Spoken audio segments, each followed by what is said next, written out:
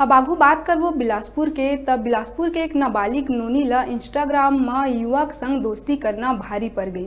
बता दन के बिलासपुर तोरवा क्षेत्र में रहैया 14 बछर के मासूम हा शुक्रवार के अपन घर से गायब हो गए रही।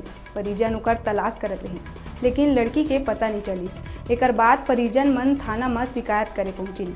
परिजन मन आरोप लगाइन के पुलिस हा शिकायत तक दर्ज नहीं करी। एही बीच शनिवार के गायब लड़की घर लौटाइस। एकर बाद परिजन ओला लेके फिर पुलिस कना पहुंची। लड़की हा पुलिस ला बताइस के तारबहार क्षेत्र में रहैया एक युवक संग ओकर इंस्टाग्राम में बातचीत होवत रही। शुक्रवार रात युवक ओला मिले बर बुलाइस। लड़की जब मिले बर चौक कना पहुंचिस त कुछ युवक मन ओला जबरदस्ती बाइक में बैठा लिहिन और अपन संग ले गई। लड़की आरोप लगाइस के लड़का हा घर ले जाए के बाद बारी बारी ओकर कना दुष्कर्म करी। अगला दिन लड़की ओमन के चंगुल से छूट के परिजन कना पहुंचिस त सब्बो मामला के खुलासा हुई। मामला में पुलिस 2 आरोपी ला गिरफ्तार कर लिए है।